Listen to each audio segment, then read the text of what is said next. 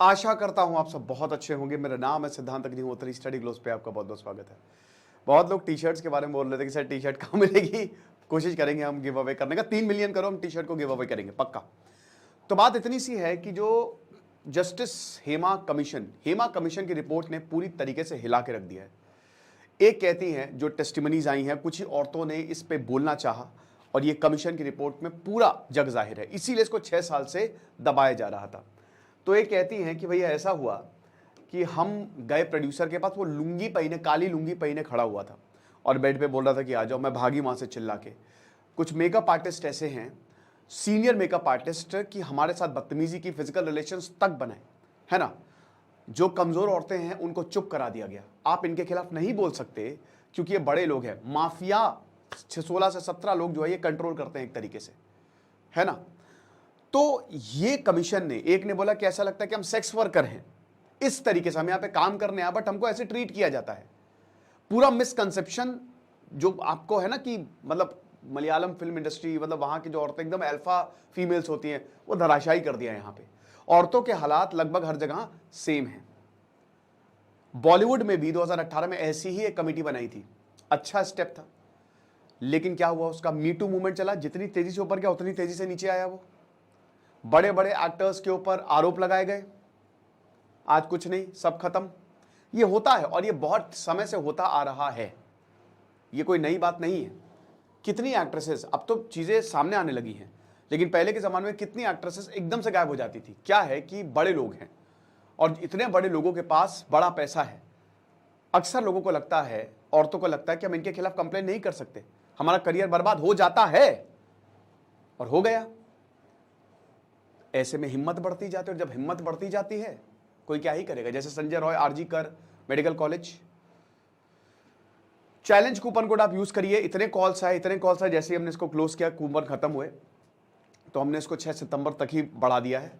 तो 6 सितंबर से क्लास शुरू होगी, आपका पॉर्न एडिक्शन पूरी तरीके से खत्म हो जाएगा। एक साइकोलॉजिकल कोर्स है, लेवल 3 पे जब आप पहुंचेंगे, मैं वादा कर रहा हूं दोस्तों, आप जो चाहेंगे वो अचीव कर लेंगे। आप इतने स्ट्रांग हो जाएंगे, आपका दिमाग की रिवायरिंग हो जाएगी। तो फटाक से कोर्स को अवेल करें। 75 days challenge plus 100 days challenge अगर आप लेते हैं तो 1 साल की वैलिडिटी है। 6 सितंबर से आपकी वैलिडिटी काउंट होगी और इस कोर्स की 9 महीने की वैलिडिटी है। ऐप को डाउनलोड करें वरना वेबसाइट विजिट करें। तो मलयालम फिल्म इंडस्ट्री क्या कमाल की, भाई आवेशम क्या जबरदस्त मूवी है। मंजुमल बॉयज, आवेशम, इतनी शानदार, 1000 करोड़ ग्लोबल बॉक्स ऑफिस में इसने कमाए। और ये प्रेमालू बहुत ही, मतलब इस पे हमने लेक्चर भी लिया था कि मलयालम फिल्म इंडस्ट्री कितनी तेजी से आगे बढ़ रही है। बहुत बजट बहुत बड़ा नहीं होता, स्टोरी और एक्टिंग और डायरेक्शन क्या शानदार। लेकिन ये देख सकते हैं डार्क रियलिटी, जस्टिस के हेमा कमीशन रिपोर्ट, ये कमेटी ने रिपोर्ट छापी, इसीलिए इसको 6 साल तक दबाया जा रहा था। पता था ना कि जिस दिन रिलीज करेंगे उस दिन तबाही मच जाएगी। और दोस्तों ये हर जगह यही प्रॉब्लम है। आज एक भी बॉलीवुड का स्टार इसके खिलाफ नहीं बोल रहा है, इसके, क्योंकि उनको पता है कि ये प्रॉब्लम यहां पे भी चल रही है। हालांकि उतने व्यापक तरीके से शायद नहीं चल रही हो, लेकिन ये दिक्कत है क्योंकि ये इस तरीके का सेक्सुअल मिसकंडक्ट, चाहे वो एक्टर्स हो, टेक्नीशियंस हो, और अगर मान लीजिए कि सेक्सुअल फेवर्स नहीं माने गए तो इनको धमकियां दी जाती, इनको ब्लैकमेल किया जाता है। ये हालात है। मोहनलाल ने इस्तीफा दिया। 498 member association of Malayalam movie artist, अम्मा, AMMA, 498 मेंबर, जिसमें इक्वल रिप्रेजेंटेशन, औरतें भी आदमियों का भी, लेकिन आदमी डोमिनेट करते हैं। क्यों? बहुत समय से उनके पिताजी, उनके दादाजी प्रोड्यूसर, एक्टर, मेकअप आर्टिस्ट रहे हैं। पैसा खूब है तो खाली नाम के लिए है, दिखाने के लिए कि हाँ ठीक है, सामने कवर बढ़िया है, सब लोग कमेटी के अंदर है, कोई दिक्कत नहीं है, बड़ा एसोसिएशन है, कोई भी प्रॉब्लम भी हमको कंप्लेन करो, लेकिन रियलिटी में कुछ नहीं होता है, नथिंग हैपेंस। ये लोग डोमिनेट करते हैं, 16 से 17 लोग। और जब ये हुआ तो जो एग्जीक्यूटिव कमेटी है, देखिए मोहनलाल को मैं आपको बता दूं कि मैंने एक क्लिप देखी थी, शायद मोहनलाल थे, आई एम नॉट श्योर, कि एक एक्ट्रेस सामने नाच रही थी स्टेज पर, वो गंदे गंदे इशारे, आई होप आपने देखी होगी वो रील में, वो कर रहे थे। तो मैं थोड़ा सरप्राइज हुआ, हालांकि वो रील बड़ी कॉमेडी की उसके थी, मुझे किसी ने भेजी थी, और मैं एक्चुअली में काफी सरप्राइज हो गया। और ये रिपोर्ट आने से पहले की बात है, 1-2 महीने पहले काफी हुआ कि ये क्या हो रहा है, what the hell is happening. ठीक है, इन्होंने इस्तीफा दे दिया है, अब इन्होंने डिसॉल्व कर दी है। अब आप एक बात बताइए मुझे, ये मॉरल फेलियर की बात यहां पे की जा रही है। 17 के 17 मेंबर्स ने रिजाइन कर दिया है। जो बोल रहे हैं आज मॉरल फेलियर है, ये इतने सालों से इसी कमेटी में थे, ये समझ ही नहीं आ रही, पैराडॉक्स है। जो इंसान कह रहा है कि हम इस्तीफा दे दिया क्योंकि हमको बहुत गलत लगा, अबे तुम ही तो थे ना इस कमेटी, ये जो तुमने पूरा का पूरा एग्जीक्यूटिव कमेटी बना के रखी थी, तुम ही तो थे ना। प्रोटेस्ट एलिगेशंस लगे और लगा कि फियर ऑफ रिटेलिएशन होगा। तो ये कुछ समझ नहीं आया कि आज ये यही लोग जिन्होंने ये सब खतरनाक इस तरीके के काम मतलब कथित तौर पे काम किए हैं, आज ये मॉरल फेलियर कह रहे कि कैसे पीछे हट सकते हैं।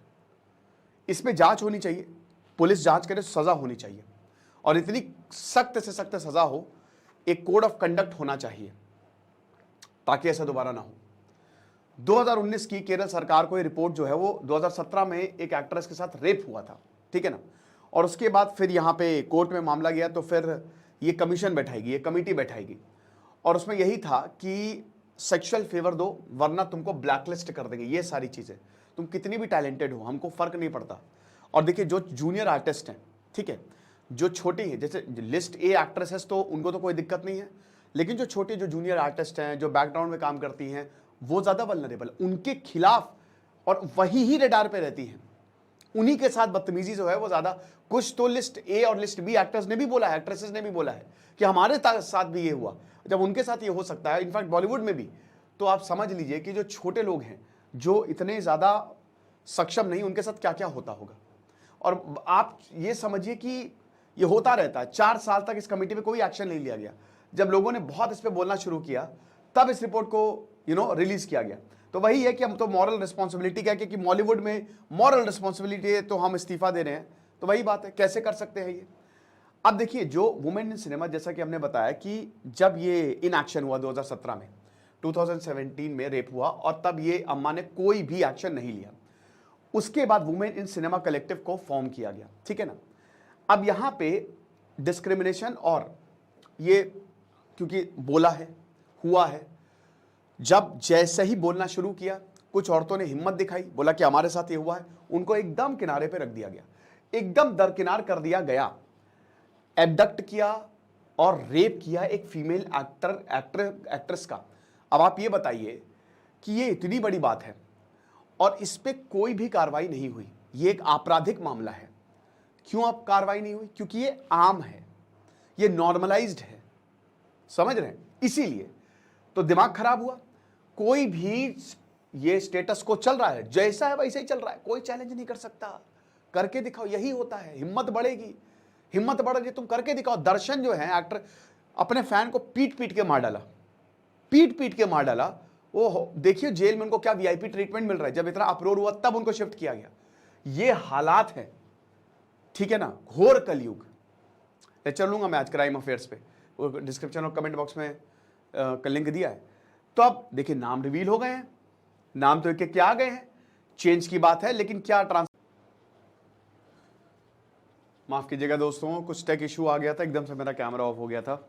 हाँ, तो मैं कह रहा था कि देखिए अब ये हो सकता है, देखो बहुत ज़्यादा ज़रूरी है कि बदले चीज़ें बहुत, क्योंकि अब रिफॉर्मेशन तो ये चीज़ें तो हो रही है बहुत समय से, पता नहीं कितने सालों से, ठीक है।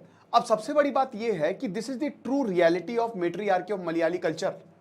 हम इतना मलयाली कल्चर की बात करते हैं कि अल्फा वुमेन है, कुछ नहीं हो सकता, इनको कमाल है, आवाज़ उठाती है, बट देख लीजिए आपके सामने रियलिटी, आपके सामने है। पूरे मिसकंसेप्शन, मतलब सारी भ्रांतियां तोड़ दी हैं यहाँ पे, कुछ नहीं है सब। औरतें वल्नरेबल थी, वल्नरेबल हैं, क्योंकि औरतें आवाज नहीं उठा रही हैं। तो ये सिर्फ मलयालम सिनेमा की बात नहीं है। अब्यूज और एक्सप्लॉइटेशन जो है वो बॉलीवुड में भी होता है। म्यू 2 आपने देखा, कितने ही बड़े बड़े एक्ट्रेसेस पे, एक्टर्स पे, प्रोड्यूसर्स पे, डायरेक्टर्स, साजिद खान पे आपने देखा, कितने ही बड़े बड़े लोगों पे आरोप लगा।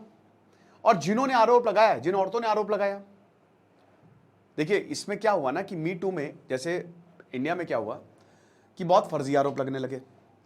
उसके बाद बहुत सारी औरतें जो हैं एक्ट्रेसेस, वो उनके खिलाफ बोलने लगी जिनके साथ ये हुआ है, राइट। तो एक औरत ही औरत की दुश्मन बन गई। तो भारत में मी 2 इतना चला नहीं। मेमोरी जैसे बॉलीवुड, हॉलीवुड में तो ऐसी की तैसी हो गई थी। जिन्होंने ये काम किए तो उनको काम मिलना बंद हो गए, इतनी हालत खराब थी वहां पे। भाई जॉनी डेप और एम्बर हर्ड का केस क्या हुआ वहां, हॉलीवुड में तो ऐसा है ना कि अगर किसी औरत ने ये बोल दिया तो वो आदमी गया। इसीलिए जॉनी डेप को केस लड़ना पड़ा कि गलत बोल रही है ये, आप जो कर रहे हो, जिस तरीके से आप ऐसे भेदभाव कर रहे हो, सही नहीं है। तो कोई इजी सोल्यूशन जो है इसके नहीं दिखते हैं, क्योंकि देखिए सब भूल गए। और हो सकता है अभी भी ये चीजें रैम्पेंट तो होंगी ही, इन चीज़ों पे किसी का ध्यान नहीं जाता, लेकिन हेमा रिपोर्ट ने ये बिल्कुल साफ कर दिया है कि इनको देखना चाहिए। This is the wake up call for every Bengali cinema में ये प्रॉब्लम, यही सेम जो सिचुएशन है वो देखी, मलयाली में सामने आ गई। अब क्या ये सिर्फ सरकार की रिस्पॉन्सिबिलिटी है? क्या फिल्म इंडस्ट्री की रिस्पॉन्सिबिलिटी है?